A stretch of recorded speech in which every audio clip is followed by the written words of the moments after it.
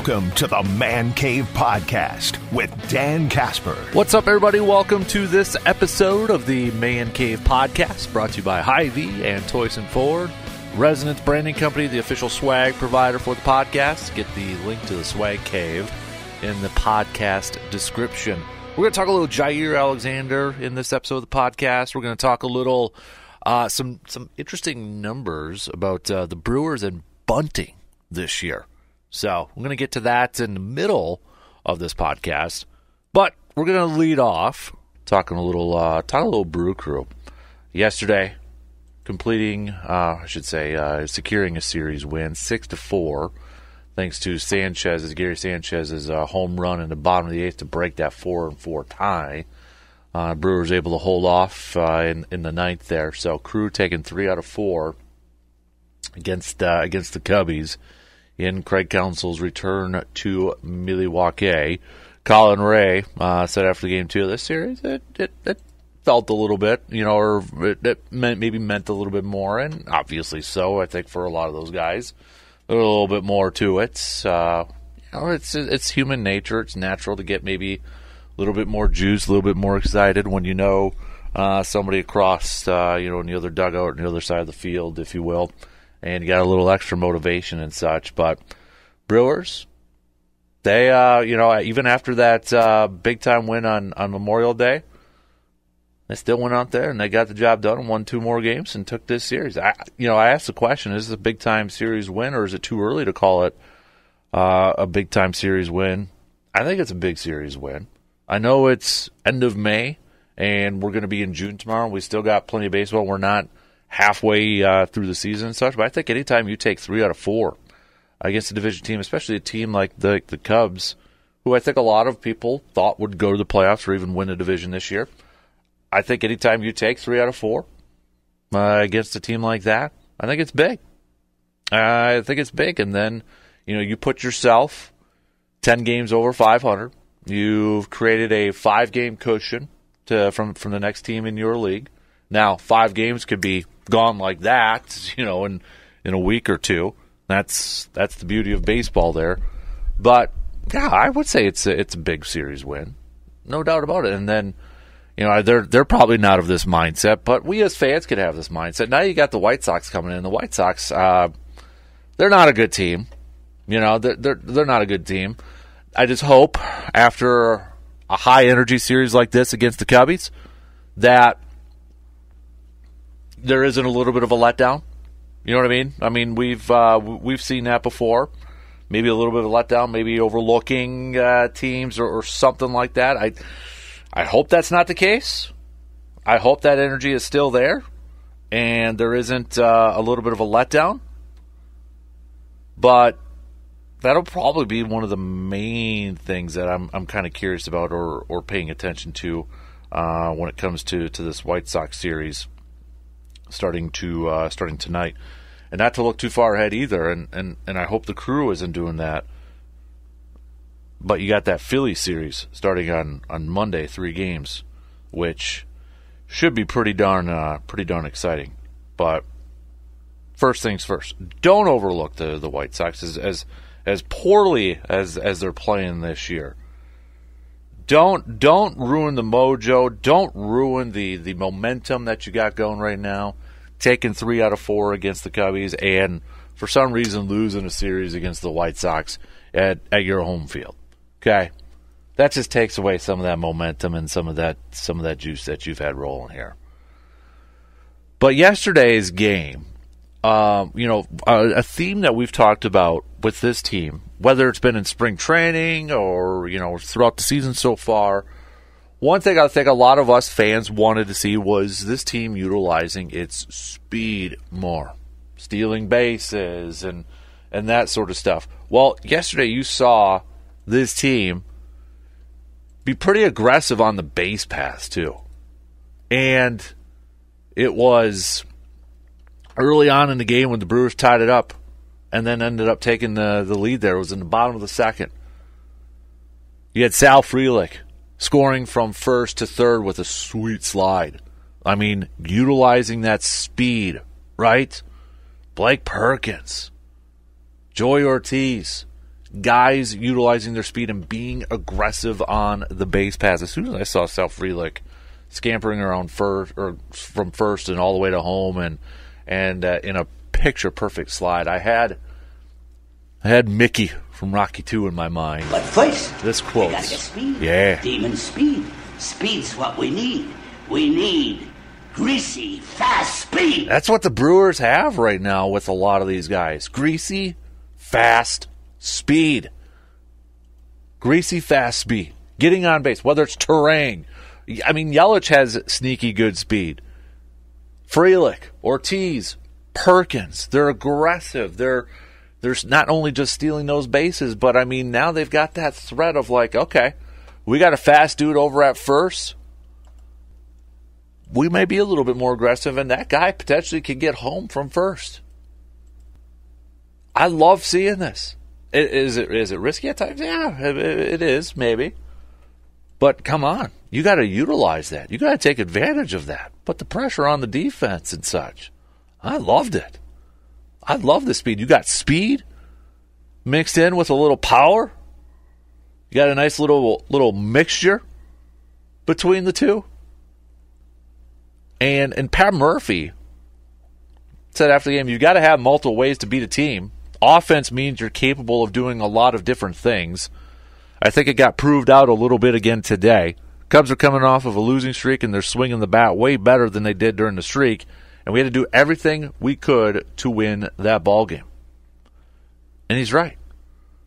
Now, is it a complete offense? You know, we get into that. We hear that term quite a bit when we use it in the football world, right? Complete offense. An offense that success throwing the ball, success, running the ball, rushing the ball. It's a complete offense.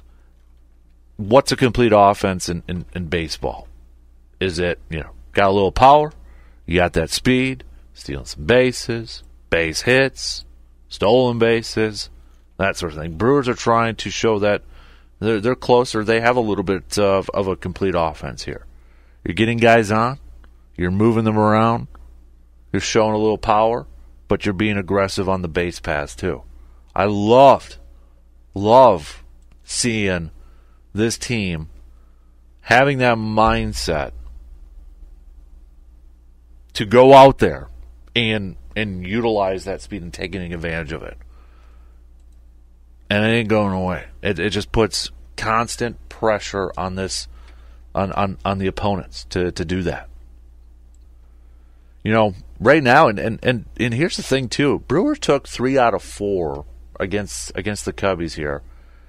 And really, William Contreras, if you look at his last 15 games, Willie Contreras, little bit of a slump. A slump might be a little dramatic, but when you look at his last 15 games, yes, he's had 3 home runs, but his average is down. Was at 222 on base, 358 or 258 slugging, 429. You want to narrow it down to his last 7 games, just hitting 207, 233 on base, 345 slugging.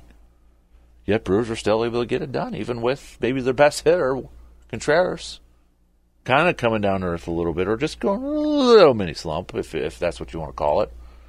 But it's because you have guys like Blake Perkins now, who in his last 43 at-bats is hitting 302, 318 in his last 7 games. He had a couple more hits yesterday after having a career game the other night back on the 29th. 2 hits, including a 2-run shot, and all of his defensive plays over there. What does he do? He comes back and collects a couple more hits yesterday. The guy is taking advantage of his opportunities right now. When Garrett Mitchell's ready to come back, we'll see what Blake Perkins is doing at that point in time, but it's a good problem to have. You got Joey Ortiz, who, excuse me, so I'll say this. Last night after Little League, Hudson and I were coming back from the game, and we were talking a little bit about Brewers and such, and he asked me, who are my favorite players, for the Brewers and such, and I'm like, I'm really liking Joey Ortiz, man. I'm really liking what Joey Ortiz brings to the table. just solid defensive work, flash in the glove. But the improvements he has made from the offensive standpoint, his last 15 games, he's hitting .333, slugging .569, and he's got an on base of .426. We've seen this guy kind of bat all over the lineup too. I mean, at one point, Pat Murphy put him in the 3 spot. I think he hit a home run in that game. Just a couple days ago, he's batting in the leadoff spot. We've seen him all across, this lineup. And this was a guy we know coming aboard from the Corbin Burns trade. We heard about great defense. He's going to probably be the future shortstop of this team. Just, flash in the leather. Probably could be better at offense. Needs to get better at offense. More consistent. Right now, he's sitting there at 281 with an OPS of an 877 this season. I'm really liking this kid, this Jaire Ortiz kid, and what he can do. The versatility he could bring. Now, will he be the starting shortstop next year? I mean, a lot depends on Willy Adames, right? I don't think the Brewers will re-sign him, but I really like this Ortiz kid and what he's shown, what he's displayed so far, and the versatility he's shown to where Pat Murphy's comfortable kind of putting him all across the lineup. It seems like at this point in time. But you look at this lineup, this offensive lineup. I mean, you got Turang. He's not a power hitter, right? He's a table setter. He's getting you on base, and once he gets a base hit, he's going to steal a base. Contreras has shown some power, but he can hit all over the field. Yelich has shown some power this year. Adames has really shown some power this year again. Now tied up there with Hoskins. Home run count. Bowers. Had a couple errors. First base and such. Struggled there. But, once Hoskins comes back, he's the power guy. He's shown that. Sanchez has shown power. Frelick right now, I mean, he's more of an on-base. I mean, a typical Brewers, let's say, I don't know if I want to say typical, a normal, I guess it's typical, but when you look at a lineup for this Brewers, it starts off with like Turang as a table setter. Contreras can do a couple different things, can show the power, but, hit all around the field. Moving them around. Yelich has power. Adames has power. Hoskins has power. Then you kind of reset it again. Frelick, looking at what Sal Frelick has done, maybe kind of getting not enough attention, but Sal Frelick, too, in his last 15 games, this guy has hit 283 with a couple home runs. Last 7 games, he's actually over 300, hitting over 300. But it's got that nice mixture of your top 5, and then it kind of resets with on-base, more speed guys of Sal Frelick, Ortiz, and then Perkins. I like how this lineup is made. I know the other day we asked about, do you think this offense is not only good enough to get to the postseason, but maybe to win a series or make a little bit of a deep run? I like the makeup. If everybody's, and we're going to have slumps, we're going to have down games and that sort of stuff, but to have Turang at the top, be a threat to steal bases. You have Contreras that can go, all over the field. Followed up by Yelich and Adames and Hoskins with some power there, and you kind of reset it there with Frelick, Ortiz, and Perkins, and maybe Sanchez too with a little bit more power if you want to do a little DH action there. I like it. I like how this all kind of sets up here, and we saw it at the bottom of the order yesterday too. Frelick getting on, Ortiz utilizing that speed, Perkins, base hits. They don't have a lot of power, but man, if they get a hit and they're on and another one of those guys gets a hit, utilizing that speed, that's a threat. They can do it in a bunch of different ways right now. I like it. But with the White Sox now coming to town, do not, please, for all that is good, overlook the White Sox. I don't think the Brewers will, but sometimes it just kind of happens naturally, I guess. We've all been in a situation like that, right? Whether we're a fan and we're like, oh, yeah, we got this game. Kind of overlook them. Maybe we did it in our playing days and such. But ride this momentum. Keep her going here. Take the series against the White Sox. Don't Don't fall down. Don't come down to earth here. And ride this momentum as you get set to take on the Philadelphia Phillies starting on Monday. You want to go in that series playing some really good baseball, playing confident, got the mojo going, got the momentum going here. So don't overlook the White Sox coming in here. Looking at, one of the things with the, not to get too far ahead here either, but, with the Phillies too, wasn't that long ago when we were looking at their records about, wouldn't they've gone up against teams with a 500 or better record, and was it like 1-1, 2-1, or something like that? Like they did. Well, they've got it's been better as of late now because they're now 11-5 against teams over 500, and Brewers, you kind of maybe have to be Phillies fans if you want a bigger gap within the division because they're going up against the Cardinals now. So Cubs are going up against Cincinnati if you're doing a little bit of scoreboard watching here. So when I look at this, again, we're fans. We can kind of maybe look at this. Brewers, you got to take a game at a time here. But Brewers taking on the White Sox for 3 games, okay? I know it's just 3 games, but you got an opportunity here to sweep, take 2 out of 3. You're looking at the Cardinals, who are now in second place. They're at Philly. It's going to be a tough series for the Cardinals. Cubs going up against the Reds, a team that has struggled. A Reds team that has not, I don't think, played up to the expectations. But could they still be a little dangerous? Could they give the Cubs fits? Absolutely. And you got the Pirates in there at Toronto. There's a really good shot, I think, that the Brewers can go into Monday.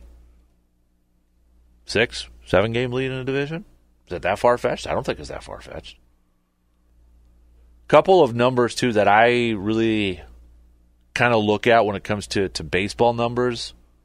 Not only is it the records against teams with a 500 or better, which the Brewers, by the way, in case anybody's wondering, 14-10 against teams with a 500 or better record. They're the only team in the NL Central with a winning record. If you're looking across baseball, the other teams with winning records against teams with 500 or better records, Yankees 15-8, Baltimore 13-9, Cleveland 11-6. It's the only one in the AL Central. Even Kansas City's 11-14. Nobody in the AL West. Philadelphia is 11-5. They're the only team in the NL East. Atlanta's 6-10. We mentioned the Brewers. The Dodgers are 16-8, the only team in the NL West. So, I mean, you're talking, what, 5? Was it? 1, 2, 3, 4, 5? My math, 5, no, 6. Yeah, 6, 7. You're talking about 7 teams all across Major League Baseball. The other number I always kind of take a look at here, too, is run differential. Brewers are the only team in the Central with a positive run differential. 52. Plus 52. Only team in their division with that. Remember the last couple of years, it was always kind of like Brewers are about even or such. 2023. And this is kind of, I don't know what's going on with the offense with the Cubs here. Cubs last year had a plus 96. Plus 96. They're negative this year. Cubs right now, minus 10. Minus 10. This NL Central is here for the taking for the Crew. I mean, come on now. Give credit to the Cardinals. They're playing some fantastic baseball. They're 8-2 in their last 10. They got a tough series here, but this is the Brewers. Is it too early to say this is the Brewers' division to win? I don't think so. No way. And they're doing this too when you got guys banged up. Hoskins is going to be coming back, it sounds like, any day now. Devin Williams is going to be coming back in July. They're getting it done in July. I mean, they're getting it done without their best relief pitcher, their closer in that. Man, I think the team's only going to get back. And I do believe, I know it's a little early maybe to be talking about this, but I do believe at this point in time, they're probably going to make some moves at the deadline to bolster this roster. But how ironic would it be if Pat Murphy won Manager of the Year in his first year? Council never won it with the Brewers, even though he Probably should have. I think we all would agree. Put the animosity aside and such.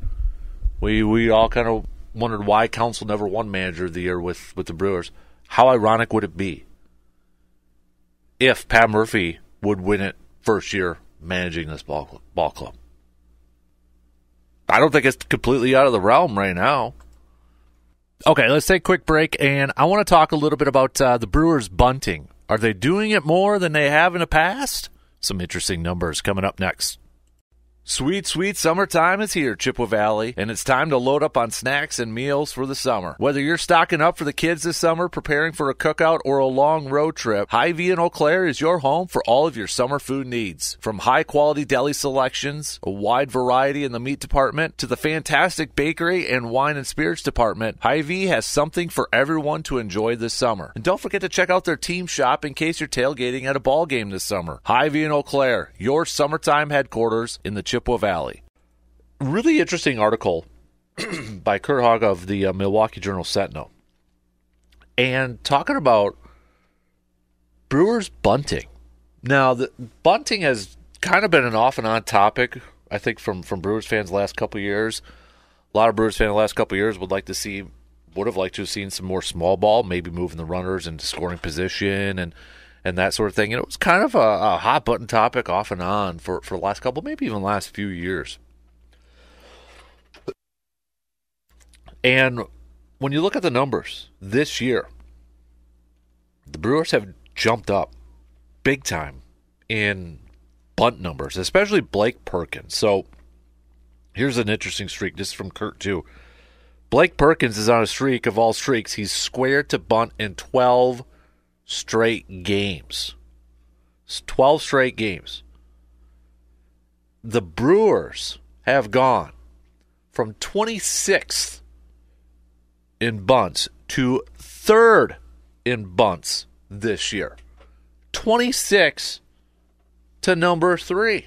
So for all the Brewers fans out there for the last few years who have wanted to see this team lay down a bunt a little bit more, you're getting your wish. You're getting your wish this year. But the interesting part, not only is it just the jump, but the interesting part I found in this piece was you would think, okay, it's got to be a Pat Murphy thing. No, it's not. Apparently it's not. In the article here from the Milwaukee Journal-Sentinel, it says, one might see the year-over turnaround in bunting and presume it's directly related to the turnover at manager for the Brewers. After all, Craig Counsell had a general aversion to ever sacrifice bunting, and his replacement, Pat Murphy, comes from a background in the college game where bunting is prevalent. But believe it or not, most of the bunting is coming from the batter's box and not the dugout. Or at least it sure seems that way. Pat Murphy Tuesday said, "I don't believe the bunt is a major offensive weapon."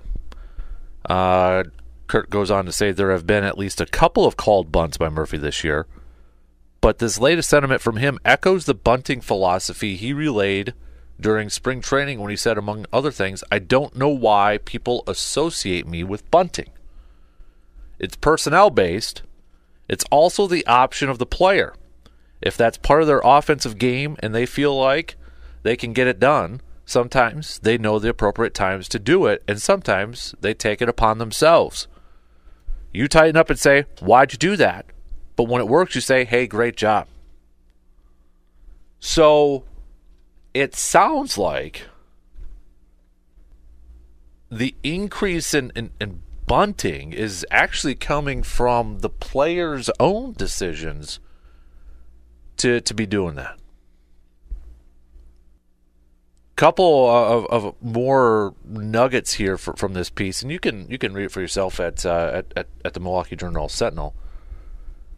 But it says here the Brewers will surely take a 444 average on bunt for hit attempts, or even 400 if you include the 2 sacrifices that doubled as hit attempts. Bryce Drake said, "We're practicing it. We're trying to do jobs, trying to get hits. We got to get comfortable with it. Part of it is just getting comfortable doing it." And Terang has counted for a team-high 9 bunts this year, and he's already got 9. Last year, he laid down a total of 8. So where is it? Is it from where did this new philosophy come from? Is it strictly from the players? It says here if the team personnel is largely the same, because that's the thing, right? Team personnel is largely the same, and they were 26 from last year, and they're third to this year. The primary bunters are Perkins, Yelich, and Terang, who were all here last year, and the manager doesn't have a particularly increased, or increased ambition to bunt. Then what's the reasoning for this? Terang said, Murph definitely talks about it, but last year they were talking about it too. It's just part of the game, part of how baseball is played. They were talking about it last year, but now it's more about guys getting comfortable with it and understanding it and knowing the situations for it. So, it's not a clear-cut answer from Terang there. I wonder is it just more freedom from the hitter? Is there more freedom from the hitters to go up there and kind of like, hey, you got the freedom to do what you want. If you feel like it's a lay down the bunt situation, or you feel like you can do this, you've got that freedom to do it. Maybe it's something like that. Maybe it's something as simple as that. We go back to that quote from Murphy that I brought up here a little bit. It's personnel based. It's also the option of the player. If that's part of their offensive game and they feel like they can get it done. Sometimes they know the appropriate times to do it, and sometimes they take it upon themselves. It's just pure speculation from my point of view, but maybe it's something as simple as Murphy this year. Because really, when you think about it, not only is the personnel from the players the same, it's the coaching staff is the same too. Same hitting coaches. Got the two same hitting coaches. The only differences are, Pat Murphy promoted the manager, and then Ricky Weeks coming in as associate manager. Okay, you got the same guys out there too, except Joey Ortiz and that. But for the guys who were leading his team in bunts were guys that were here last year. So maybe it's just something as simple as they get a little bit more freedom. Maybe, and in that case, that would actually be a Pat Murphy thing. Again, it's speculation on my part. It's throwing out a possible reason why we're seeing this. We're seeing this offense perform at levels that we've wanted to see for the last couple of years. But for the most part, they've have the same personnel. They got the same guys. Outside of, Rhys Hoskins, who's been missing some time. You throw in Jackson Cheerio in there for a little bit. But and then Sal Frelick, a year older, Terang, a year older, experience-wise and such. But maybe it's something like, I would love to ask, Pat Murphy, and maybe get a truthful answer in this. Once in a while we play this game. Ask a question. You get to ask a question, but you're going to get a truthful answer and not just typical coach speak or general manager speak. But it'd be like, okay, so what do you tell your hitters? What's your approach to play? Do you give them a little bit more freedom than maybe what it was the last few years? Was it where, hey, maybe they weren't allowed to do it as much, or maybe council didn't want them to do it as much, and maybe, it was some other stuff going on, and maybe it's just a little bit more freedom, and that allows the hitter, to go up there to be a little bit more confident, a little bit more free, maybe even a little bit more relaxed. Putting the game into the player's hands. Maybe that's what Murphy's doing. And maybe that's why we're seeing improvement from the offense. Not just an increase in bunts, but for crying out loud, they're top 5 in a lot of offensive statistics, a lot of offensive categories. How many times have we got to go through this? Stolen bases, top 5. Home runs, top 5, top 10. Average, on base, RBIs. Beginning of the season, we knew that, the offense is, they're going to have to carry this team, and that wasn't giving a lot of people a lot of confidence considering what the offense has done the last few years. Like nothing. And then, boom. It's kind of been an explosion in a lot of different areas. And I'm sorry, but I'll draw some parallels here too.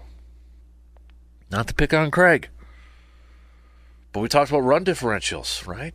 Cubs had a positive run differential last year. Bellinger had a breakout year, right? This year, their offense is kind of struggling. It's kind of struggling right now.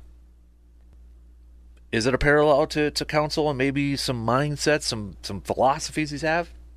Probably a little too early to tell for this season since we're not even halfway there yet. But I think it's something to kind of pay attention to see how it all finishes up. Because there's no doubt one of the biggest, I think, surprises and the biggest improvements of this team has been this offense. And I would put it as, if we came up with a top 5, top 10 list of some of the bigger surprises in Major League Baseball, if we use like Memorial Day week as a benchmark, some of the biggest surprises in Major League Baseball, you're probably throwing in, some teams out there that playing really good. Maybe you're throwing in Cleveland, who's 37-19. I'd throw Cleveland in there. Why not? Philly's off to a fantastic start. You throw them in there. You kind of look at, okay, Texas and Houston under 500. That's probably a surprise. Atlanta, now Ronald Acuna Jr.'s out, but 31-23. But Philly's playing so good, maybe it kind of gets hyper focused there. But I throw what the Brewers are doing offensively, because I think if you asked a lot of general baseball fans to say, okay, name me the top the top 10, top 5 teams, let's say.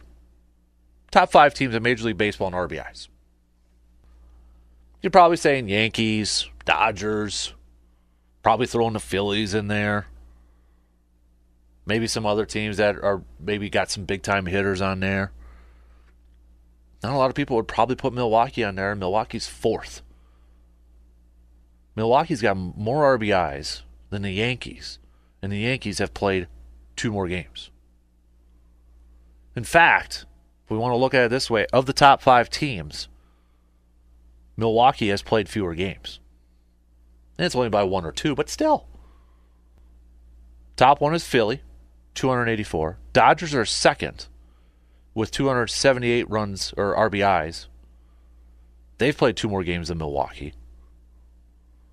Got Kansas City, who's in third with 272. They've played 2 more games than Milwaukee. And then you got Milwaukee at 269. I don't think a lot of casual baseball fans would probably say, oh yeah, Milwaukee's a top 5 team in RBIs. Are you kidding me?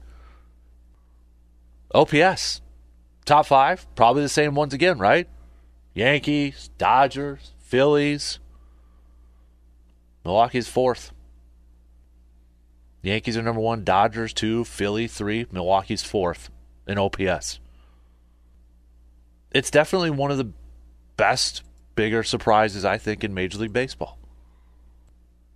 And when you look at it, that's going to be the question that I think a lot of people, not just fans, but outside the fans, or across the league, are going to be like, okay, why this complete 180 on the offense when for the most part you've got your same position players, same personnel, except for a couple rookies, and then your hitting coaches and staff are pretty much all the same.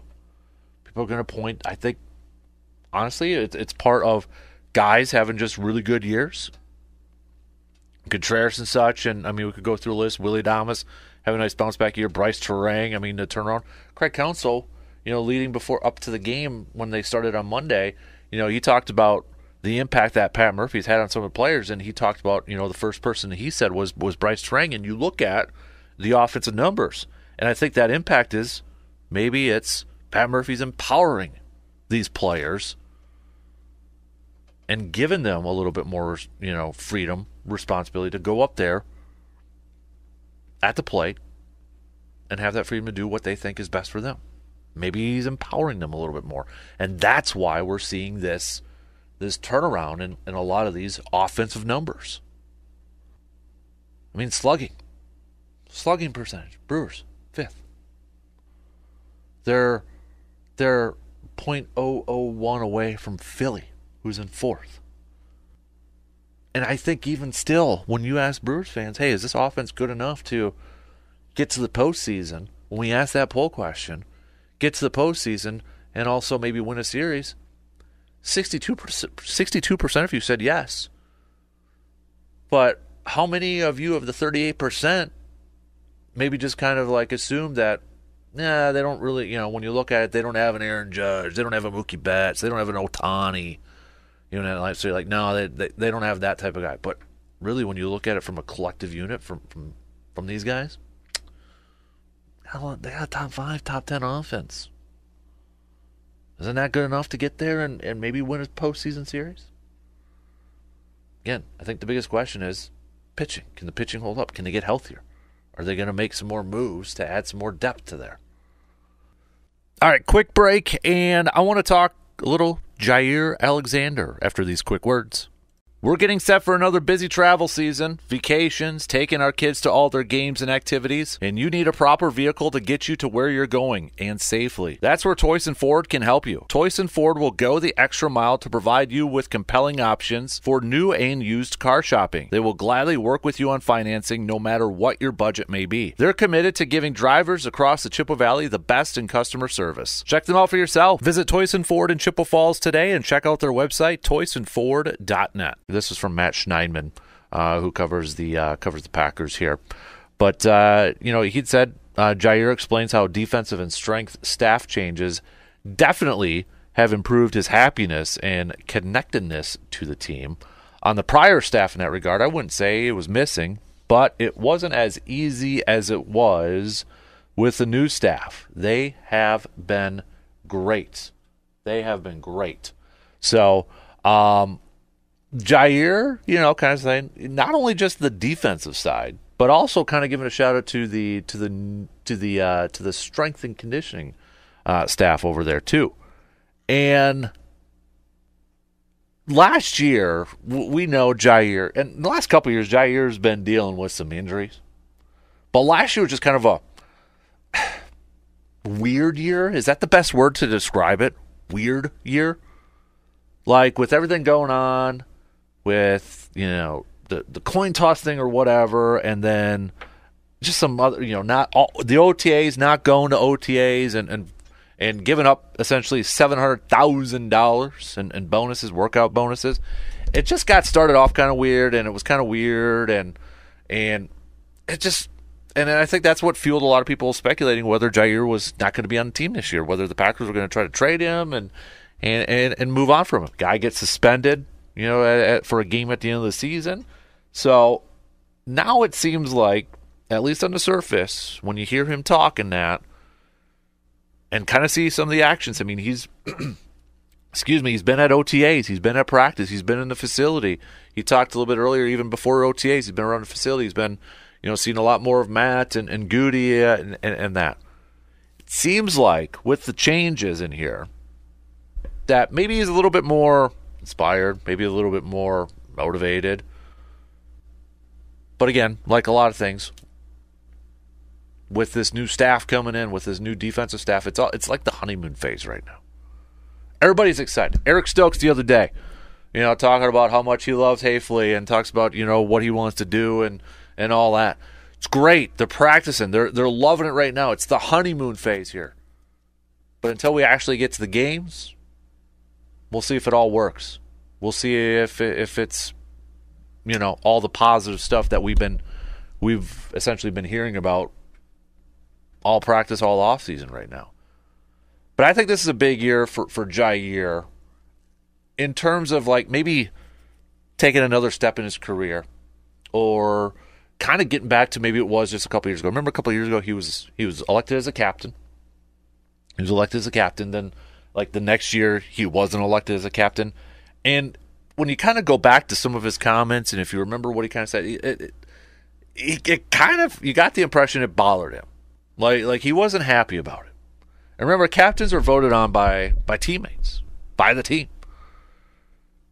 And I think it's a natural part for a lot of people when, it's up to a vote if you're on a team, and it's up to a vote of your peers, your teammates, to vote for those captains. When one year you're not, when one year you're voted, the next year you're not, you're probably going to be a little down, maybe a little upset, maybe like, what the heck's going on, I get it. It's a little bit natural out there for some people. Some people it doesn't bother them.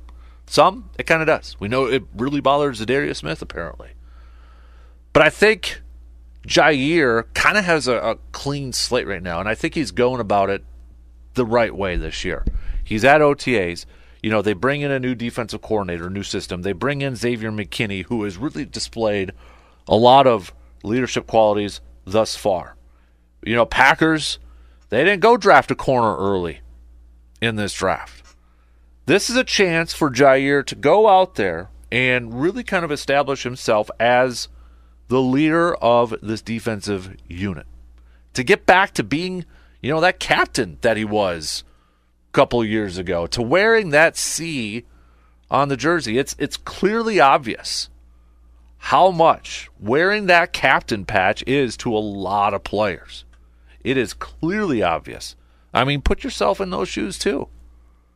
All right? Put yourself in a position where maybe you were, as whether it's high school or whatever. If you were captain, that's an honor you don't take lightly. That's a role you don't take lightly, especially if it was your team elected you. They're looking up to you to being a leader. And I think this is a chance for kind of a clean slate here for Jaire. From all the stuff that went on last year, to kind of come in here now. You got new staff in place, defensive staff in place. You got some reinforcements in the secondary. It sounds like maybe you're going to be playing a style of defense that's best suited for you, or a style of defense that you've wanted to play for the last couple of years. Now is your chance to step up and really showcase to being that leader. Because here's the thing, too. We know this team is young, right? They were the youngest team last year. Very good chance they're going to be the youngest team again this year. There's only one guy on the roster that's age 30 or older, and that's Preston Smith. So these veterans, like a Jaire, got to step up and take on that leadership role. And leaders lead in different ways. It doesn't have to be a yelling, screaming, ooh-rah-rah type of player, maybe like what, for example, Mike Daniels was back in the day. Maybe it's a quiet leader like a Julius Peppers or something like that, or maybe it's a different type like a Woodson. Jaire, we know, likes to talk. He's going to talk.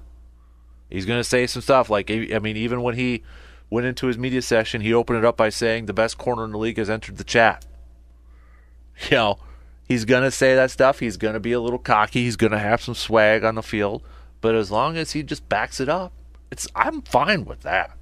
Back it up. And I think to play corner in this league, to play cornerback, you got to have a little bit of cockiness and you got to have a little bit of swag. Receivers have it. And I think if you want to be a corner and you want to be an elite corner, you got to be able to dish it back. But the thing is, you got to back that up too. You can't sit there and do all this talking and allow big plays, allow chunk yards, and a receiver just to have a day with you. And Jaire, for the most part, doesn't do that. But I think this is a big year for Jaire Alexander's career, because I think there's an opportunity here for him to really grow as a leader, to kind of turn the page from last year, from all the off the field antics or stuff like that. And I thought it was a moment of growth from him too when he said, reporting to OTAs this year, he said, just going into year 7 at this point, I'm trying not to make it as much about myself and do what's best for the team.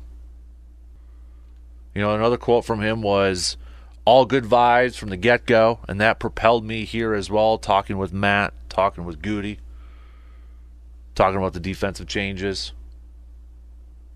So I'm excited to see Jaire this year, not just because of the style of defense that he's playing, but I think there's another level yet to his game that we have not seen. There's that level of maybe a little bit of leadership, and I'm not comparing him. I'm going to throw out a name, and I'm not saying that he's going to be this next guy in terms of play, but Charles Woodson, when he was with the Raiders, okay, there was some talk like, oh, really, Charles Woodson, great player, but maybe he had a little personality thing. And remember when he came to Green Bay? Remember, it was like between Green Bay and Tampa Bay. And he didn't want to go to Green Bay. But Green Bay, I think, was it that, they said, hey, yeah, you can return punts. And that was kind of maybe a dealer. But then, when he got on to practice, he had a bad attitude. Mike McCarthy kicked him off the practice field, which is kind of weird to hear about that when you talk about Charles Woodson, because Charles Woodson, a lot of us remember as a Packer in his second run with the Raiders, he was like, oh, that's one of the coolest dudes on the field, great player, great leader. It didn't start that way in Green Bay. He had a poor attitude because essentially he was upset that, first of all, Green Bay was really the only team that offered him a nice contract, nice deal. Didn't want to go there. So came in with a little bit of a poor attitude. Him and McCarthy apparently had it out. And look what happened. Charles Woodson went on to be a Hall of Famer, to be a big-time leader on that team, a leader that propelled them to a Super Bowl championship. Not saying Jaire is going to be the next Charles Woodson, but I think in some sort of fashion, Jaire can kind of take an example from that when you look at what happened last year. All right, let's move on. You can take that next step, and I think Jaire's got that ability to take that next step, to be that type of leader, to be that guy that can be a leader on a defense. And if he can, that's even a bigger boost for this team, this young team that's got. I mean, they're young, but with that taste that they got last year in that playoff run, they're hungry. But where his leadership is going to be so much more valuable is because Green Bay ain't going to catch anybody off guard next year. They're not going to catch anybody off guard. So that's where it's going to take a guy like Jaire to help lead this. And especially with the new defense coming in, it's going to take a guy like Jaire to kind of be that coach on the field. Him, Xavier McKinney, Kenny Clark, those type of guys. Rashawn Gary, Preston Smith. For this team, if they want to make that deep run and get back to the Super Bowl, it's going to take guys like Jaire to do the little thing. Offense, a lot of excitement, a lot of potential there too. They're still young, still a little raw. Jaire, though, talking about Jaden Reed, high praise. Said, he has full potential. He reminds me of a young Randall Cobb, but he's, I think, and he whispered he's better, Alexander said, but chuckling at the last part, he said he's hungry. When you got a young guy coming in who's hungry for the ball, they're going to make their plays, and you see it. Now, the chuckling part, I think, it's a headline that's all across social media. Not a lot of context with it if you don't listen to it, if you don't watch the clip. But everybody's running with the headline of Jaire saying Jane Reed's a younger, reminds him of a young Randall Cobb, but better. So everybody's running with that headline there. Jaire wasn't around when Randall was first on the team in his younger years and that. Obviously played a little bit with Randall at the back end of his career. But I think, that quote that's like all over social media and people are making it into graphics and that, I think they're taking it a little too serious there. And it's just high praise for his teammate. I don't think there's anything wrong with what he said either. So that is going to do it for us on this episode of the Man Cave Podcast. Again, brought to you by our good friends from Hy-Vee and Toyson Ford. Shout out to Residence Branding Company, the swag provider for the podcast. You can get that link to the Swag Cave at the bottom of the podcast description. Till next time, I'm Dan Casper. Big thanks for tuning in, and we'll talk to you on the next episode of the Man Cave Podcast.